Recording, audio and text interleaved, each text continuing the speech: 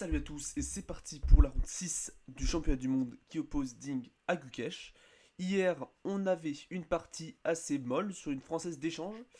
Gukesh avait les blancs, ils ont fini par faire nul. Donc ici, on a deux ennemis à partout. Donc c'est une égalité parfaite. Ding a les blancs et il balance D4. Pour l'instant, tout va bien. On avait vu que Ding avait déjà joué ça. Gukesh répond avec cavalier F6. Pour l'instant, tout va bien. Et là, Ding va étonner un peu son adversaire et il va jouer fou F4, système de Londres. Quand on regarde un peu les rediffusions et en direct les commentaires, on se rend compte que système de Londres c'est quand même assez étonnant parce qu'on est à très haut niveau. Et avec les blancs, le système de Londres est considéré comme étant pas très ambitieux. En général, on joue plutôt soit C4, soit à la limite cavalier F3, avec l'idée de peut-être jouer sur une catalane. Mais du coup, fou F4, catalane, système de Londres, désolé. Et du coup, logique, les blancs développent leur fou, ils vont ensuite jouer E3, développer le cavalier, l'autre ici, jouer C3, etc. Vous connaissez le système de Londres. D5 je pars que cache, E3, E6, ligne principale, l'idée c'est que les noirs veulent jouer fou D6 pour contester très rapidement euh, le contrôle de la case, enfin le contrôle de la diagonale du fou F4. Cavalier F3 joué par Ding. C5, logique, il attaque le centre. C3 joué par Ding. Fou D6, il conteste le centre. Et ici, fou B5 échec. Une ligne un peu secondaire, mais qui est très jouable. L'idée, c'est que Ding va essayer de venir attaquer un peu le roi. Il va faire sur échec. Il va jouer ensuite pour le petit roc. Et il veut en fait fragiliser la structure de Gukesh. Ici, fou G3 est un coup largement possible. Sur quoi, après petit roc, cavalier BD2 par exemple, c'est des coups qui sont très très logiques. Et là, on a 600 parties de maître. C'est vraiment une grosse ligne principale. Mais après, fou B5, du coup, on a une ligne un peu plus secondaire. Ici, Gukesh joue immédiatement cavalier C6, qui est le seul coup. Jouer fou D7 ne marche pas, parce qu'ici, ok, on attaque le fou, mais il y a surtout ce fou-là qui est en l'air. Donc après, prise, on a simplement perdu un pion avec les noirs. Donc, cavalier 6 forcé, et là, ici, Ding va jouer fou prend cavalier, pion prend cavalier, et fou prend fou. Donc c'est la ligne pour laquelle a décidé d'opter Ding, où il va essayer de mal placer la dame, et ici il va jouer dame à 4. Logique, qui vient attaquer ici là, il va peut-être jouer ensuite sur du cavalier E5, mais surtout comme on va le voir après petit roc, le coup qu'a joué Gukesh, le but c'est surtout de jouer dame à 3 pour clouer le pion ici et mettre un peu plus de pression sur ce même pion. Là on voit que si jamais les noirs ne font rien, on prendrait de la dame, et après prise, on aurait gagné un pion, et B4 arrive pour tout consolider. Donc Gukesh doit réagir. Cavalier E4, défend le pion et possiblement met un cavalier sur la case forte. Et ici, cavalier FD2, le très bon coup, c'est le coup théorique. Ici, il faut savoir que si on bouge du cavalier B, le problème c'est qu'en fait, le cavalier ne défend plus la dame. Donc après C prend D, on serait forcé de prendre la dame. Parce que si on prend le cavalier, il y aurait simplement dame prend dame. Puis après, cette ligne qui est plus ou moins forcée, on voit que les blancs ont une structure de pion qui est vraiment catastrophique et les noirs ont un léger avantage, particulièrement parce que fou à 6 arrive et on ne peut même pas roquer. Donc ça pose vraiment problème. Et ici, du coup, on serait obligé de prendre de la dame, et après cavalier prend D, C prend D. Le problème, c'est qu'en fait, les noirs sont complètement bien. Ils ont toujours accès aux cases importantes. Il y a peut-être C5 qui arrive, fou A6 pour empêcher le roc. Globalement, c'est quand même assez gênant, avec notamment tour B8 qui arrive aussi pour prendre la côte inverse. Donc, jouer du cavalier B donnerait beaucoup d'options pour les noirs. Donc on va jouer cavalier FD2 plutôt, avec l'idée que si jamais il joue sur, par exemple, C prend D, il y aurait cavalier prend cavalier. Donc là ça enlève le défenseur de la dame, donc il y aurait dame prend dame. Et ici cavalier prend dame. Et là on voit que c'est le cavalier qui reprend, donc après D prend E, il y aurait C prend D par exemple. Et le cavalier va pouvoir très rapidement venir en C4, puis en D5 par exemple. Et on a une structure de pion qui est largement meilleure que celle des noirs, avec des colonnes ouvertes qui sont très facilement exploitables, et un petit roc qui arrive pour tout régler. Donc tout va bien ici. Du coup, Gukesh, après cavalier FD2, comprend en fait qu'il ne peut pas vraiment prendre ici, il ne peut pas vraiment prendre le cavalier, parce que ici ça ferait plaisir aux blancs, il y aurait simplement cavalier prend cavalier, et ce cavalier serait très actif, et le pion ici a encore des problèmes à s'exprimer, parce qu'il est cloué, et du coup il joue E5, pour venir menacer un peu les pièces, tout ça. Cavalier prend cavalier, pion prend cavalier, on voit que la structure des noirs fait mal à voir, et là, dame prend pion. Donc pour l'instant, c'est vraiment le coup, c'est vraiment une ligne très théorique où il y a encore 5 parties de maître. On est au coup 13, hein, donc c'est très rare qu'il y ait autant de parties aussi loin dans la partie. Hein. Ici, prendre de la dame serait un peu mauvais parce qu'après dépensé, on a un pion de plus et la structure des noirs est un peu mauvaise. Donc ici, il y aurait dame G6, coup principal pour attaquer le pion. Jouer petit roc est impossible parce qu'il y aurait dame H3 et là on voit que ici il y a une attaque qui mate. Hein. Ici on menace mat en G2, donc le seul moyen de défendre le mat c'est de jouer G3, mais dans ce cas là on perd la qualité avec la tour F1 qui se retrouve derrière. Donc après prise dame H5 en plus. Il y a dame D1, il y a le pion en H2 qui tombe un peu. Il y a peut-être dame D1 puis dame C2 pour attaquer le pion B2. Globalement c'est très compliqué à jouer. L'autre coup pour essayer de défendre le pion, ça serait par exemple un coup comme roi F1 pour essayer de défendre, mais là ça serait une erreur à cause de F5 suivi de F4 pour tout ouvrir, et on voit que la tour et le dame sont tous les deux vraiment en train d'attaquer le roi blanc qui va finir par être complètement euh, surchargé.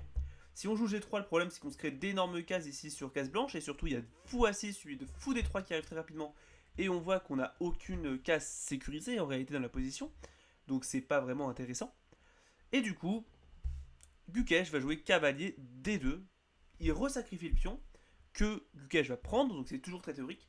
Grand Rock qui sacrifie un deuxième pion, mais il joue dépensé, donc il récupère son pion, défend le pion. Et là, ici, Gukesh va commencer à réfléchir. Je pense qu'il était déjà hors de sa préparation depuis un peu de temps, mais du coup, là, c'est vraiment avéré, il n'a plus de préparation, il va réfléchir peut-être 5-10 minutes avant de jouer tour B8. Un coup très logique pour prendre la colonne ouverte, hein. L'idée c'est que prendre ici n'est pas réellement possible, parce qu'il y aurait simplement un coup comme fou H3 hein, qui va réussir à récupérer peut-être fou G2, il y a la tour qui est droit sur le roi, hein. Vraiment c'est très compliqué à jouer. Il y a même tour A8 puis tour B8 qui peuvent très vite arriver pour attaquer vraiment le roi noir, le roi blanc, donc c'est vraiment impossible à jouer. Donc évidemment, tour B8 est un petit piège entre guillemets, hein, dans le sens où on ne peut pas prendre. Ici on suit encore, il y a une partie qui reste, une partie qui oppose Andrei Serlak avec Sergei Doronkin, qui sont deux maîtres feed ou maîtres internationaux, je sais pas, mais deux maîtres qui ont fait nul dans la position, et la partie avait continué cavalier C4. Et ici Ding va réfléchir pas trop longtemps et il va jouer cavalier C4. Donc il continue de suivre la position, l'idée est très simple. Hein. On veut autoriser, on veut activer notre cavalier, mais le problème c'est que si on vient par exemple prendre le pion, il y aurait simplement dame prend B2 qui est échec et mat à cause de la tour, sur la colonne ouverte. Donc ici, il vient jouer cavalier C4, donc il active quand même son cavalier, mais il défend ici la case du mat. Il défend aussi les pions E3 et E5 pour permettre une mobilisation rapide des pièces et libérer la case des deux pour une tour comme on va le voir. Ici, plusieurs coups possibles. Ici, Sergei Doronkin, hein, donc c'est la seule partie qui reste, a joué dame F3, mais c'est pas la partie. L'idée c'est que là, en fait, les noirs vont essayer de taper un peu sur les pièces, mais surtout il y a tour HF1 qui selon moi pose un peu problème, mais après je pense qu'il voulait se venger sur le pion H. Mais globalement, c'est quand même un peu pas ouf de bouger sa dame autant que ça, même si on finit par récupérer un pion. L'idée c'est que Gukesh va plutôt décider de venir simplement déloper le fou. Une nouveauté, ça n'a jamais été joué. Et du coup, il va déloper le fou, il menace, si jamais les blancs font rien, hein, de jouer fou prend cavalier pour se débarrasser du défenseur ici de la case d'échec et mat. Donc après dame prend fou, il y aurait dame prend pion avec échec et mat, toujours avec cette même tour qui défend. Donc on se rend compte qu'en fait, les blancs doivent réagir s'ils ne veulent pas perdre. Et là ici, il y a un seul coup qui fait nul, minimum, hein, c'est tour des deux. Pour contre-attaquer la dame, défendre définitivement la case de mat, et globalement, les noirs doivent réagir. Donc Gukesh joue dame F3, qui est le coup logique, hein, pour venir taper un peu le pion et taper la tour. Tour E1 joué par Ding. Et ici, après, fou prend cavalier, hein, qui est un coup logique. Les noirs veulent se créer cette diagonale pour la dame, pour éviter qu'elle soit enfermée dans le futur. Dame prend C. Ici, Gukesh va réfléchir encore une fois, peut-être 15 minutes. Donc Gukesh est en grande détresse, entre guillemets, au niveau du temps. Mais finalement, il joue dame F5. Et ici, Ding va réfléchir énormément. Il faut savoir qu'ici, il doit avoir, je dirais, 1h55. Parce qu'on est au 20e coup. C'était encore sa prépa, mais là, sa prépa s'est arrêtée. Et il va réfléchir 42 minutes. Je n'ai jamais vu ça, honnêtement. 42 minutes de réflexion pour ce coup qui, honnêtement, est très logique. Mais ça montre que Ding s'affaiblit psychologiquement. Il a besoin d'énormément de temps pour jouer un coup. Et il va jouer dame prend C6 en 42 minutes. Du coup, c'est vraiment énorme pour son coup. Hein, parce que le coup est juste très logique. les blancs se créent un pion passé, et ils se débarrassent d'un pion qui est doublé. Donc ce coup fait vraiment sens. Et 42 minutes de réflexion pour jouer ça, alors que c'est vraisemblablement le seul coup réellement intéressant de la position, je suis honnêtement un peu étonné. Mais du coup, il joue Dame prend C6 après 42 minutes. Hein. Voilà, bon, écoute. Voilà. Dame prend pion. Dame D5, il essaie de faire l'échange. Hein. Si jamais Gukesh échangeait, il y aurait simplement tour prend en dame. Et ici, on voit que les pions de l'aile dame sont passés. Hein. Il y a roi C2 qui arrive pour s'activer. Et les deux pions ici de l'aile roi des blancs contrôlent complètement la poussée des pions noirs à l'aile roi. Donc globalement, les blancs ont un avantage. Et ici, l'ordinateur dit plus 0,4. Hein, mais clairement, c'est plus. Enfin, c'est les blancs. C'est pas une partie qui peut se solder par une victoire des noirs. Ici, c'est forcément soit les blancs qui gagnent, soit c'est nul. Donc globalement, c'est une finale qui aurait pu être intéressante. Mais du coup, Gukesh l'a vu et il va jouer Dame E7, donc il refuse l'échange. Et ici, Ding va jouer Dame D6. Encore une fois, un coup intéressant, parce que si jamais il l'échange, on a encore une fois cette finale qui est très bien pour les blancs, hein, où il va y avoir ce pion C passé qui va aller très très vite. Mais du coup, après Dame D6, il refuse, il va jouer Dame G5. Pas le meilleur coup, ici le meilleur coup était Dame H4 pour se venger sur le pion H2. Ou alors prendre en effet et jouer sur F5, hein, c'est vraiment un peu triste, mais c'est la meilleure option. Et moi j'ai Dame G5, coup assez logique, pour venir taper un peu le pion E3, peut-être menacer des tours D8 qui arrivent très rapidement. Et ici, Ding va réfléchir un petit peu, et il va jouer Dame D5. Et ici on voit très rapidement en fait hein, l'idée de Ding. Il va vouloir simplement répéter la position avec du Dame E7, Dame D6, Dame G5, Dame D5, Dame E7, Dame G6, etc. Où il va vraiment essayer de faire une répétition. Dame E7, je vais par Gukesh, Dame D6, Dame G5, Dame D5. Et là, tout le monde s'attendait à Dame E7 avec une nulle qui est prenable. Hein. Ici, la nulle était probablement réclamable après Dame E7. Mais là, on voit Gukesh réfléchit un petit peu et il joue Dame H4. Un coup hyper étonnant. Parce que là, la dame, elle est très active en D5. La dame a une pression potentielle ici sur le pion E4 et ce pion est complètement défendu. Donc ici, la dame, Gukesh refuse la nulle alors que clairement, il n'est pas en position de la refuser. Dans le sens où, s'il y a quelqu'un qui joue pour la victoire, c'est bien les blancs hein, avec leur pion passé.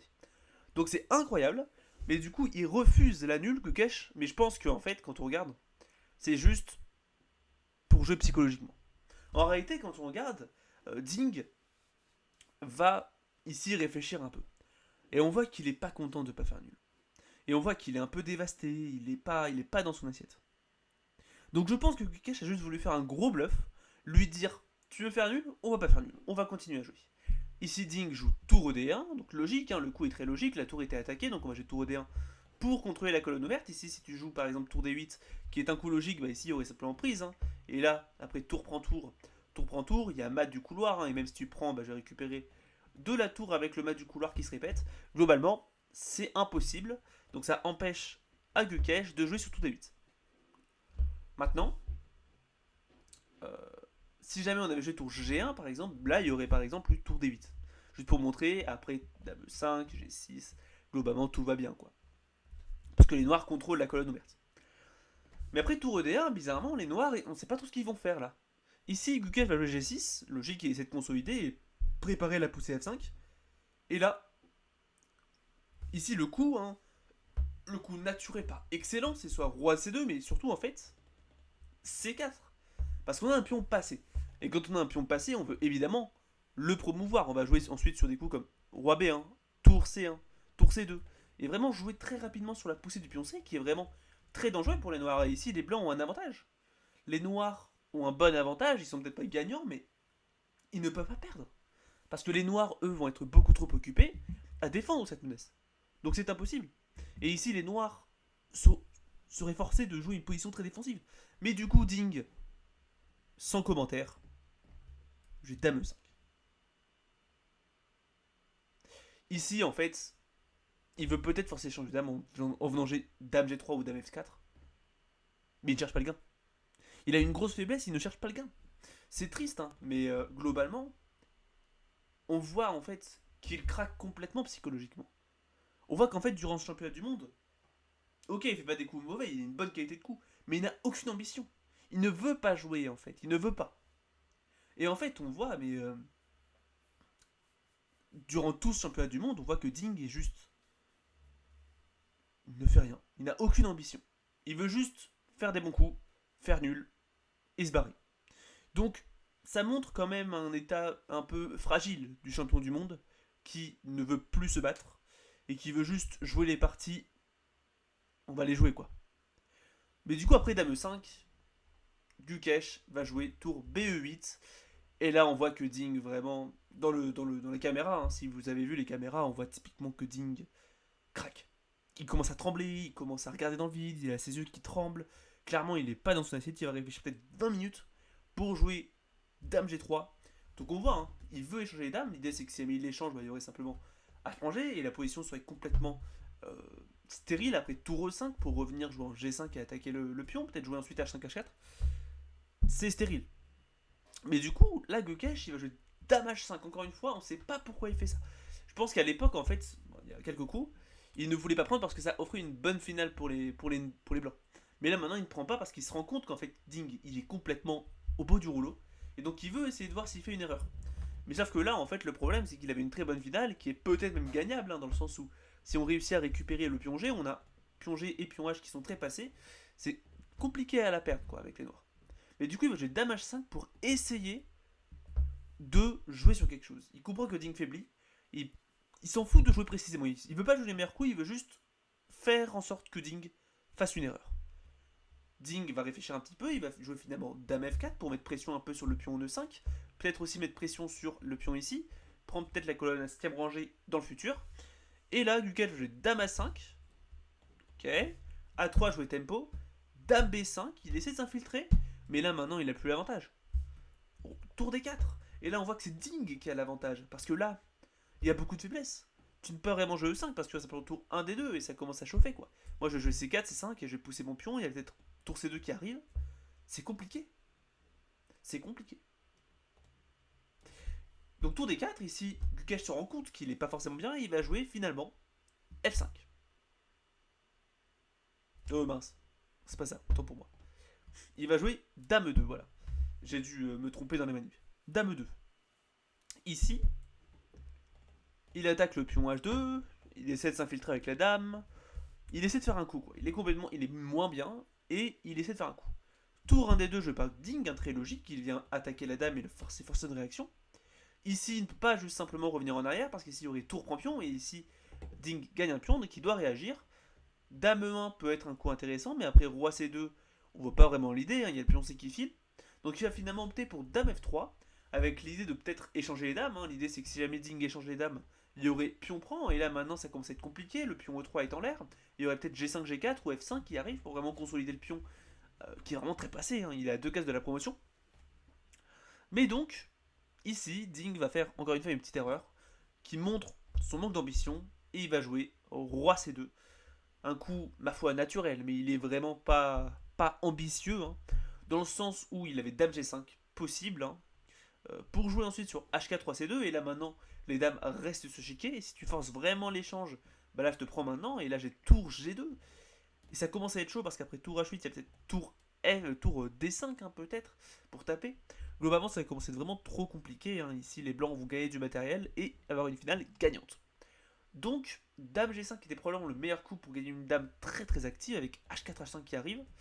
Et Roi C2 pour simplement développer le roi. Hein, quoi. Mais du coup, il joue Roi C2. Il autorise l'échange de dames que Ding, il ne se pas prier. Hein. Dame prend à F4, le prend F4 et F5, donc il consolide. Et là, Ding, il a plus rien. Il va jouer H4. Et là, ici, Roi G7 était probablement une option qui était très logique pour venir s'en prendre un peu au pion H. Mais Gukesh a joué E3 pour pousser son pion passé. Hein. Tour E2, il attaque le pion. Il reste 5 minutes pour Gukesh pour faire 4 coups. Hein. Il va jouer tour E7. Encore une fois, Roi G7 intéressant pour revenir en H6 et en H5. Hein. Mais du coup, tour E7.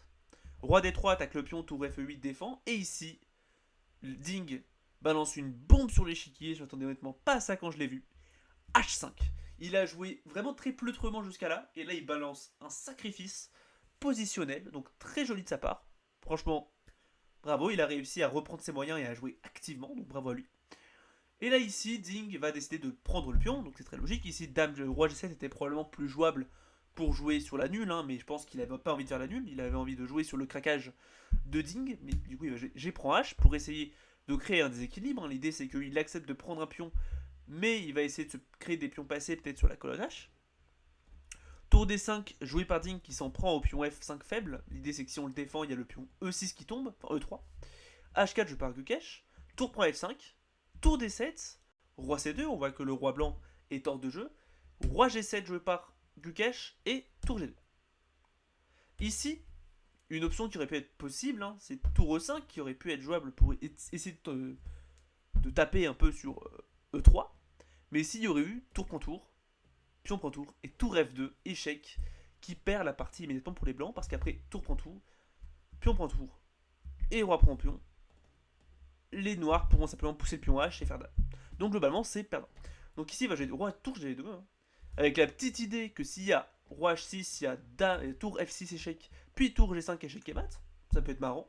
Mais du coup, finalement, Gukesh va jouer tour H8, tour E2 est forcé pour canaliser la poussée du pion, roi G7, tour G2 échec, roi H8, tour E2 et roi G7, et ça fait 3 fois la même position, les joueurs s'inannulent. Donc c'est une partie qui selon moi montre un peu l'état de pensée de Ding, qui ne veut plus jouer pour la victoire, il veut simplement survivre. Et une belle victoire de Gukesh qui réussit à survivre une position où il était honnêtement moins bien, donc bien joué à lui j'imagine, même si c'est pas vraiment grâce à lui. Et du coup on a une nulle, du coup à l'issue de la ronde 6 il y a 3 partout pour les deux joueurs. Je vous dis à demain, à mardi pour la ronde 7, parce qu'il y a un jour de repos. Et du coup je vous dis à mardi, c'était Dragon Alpin, tchuss.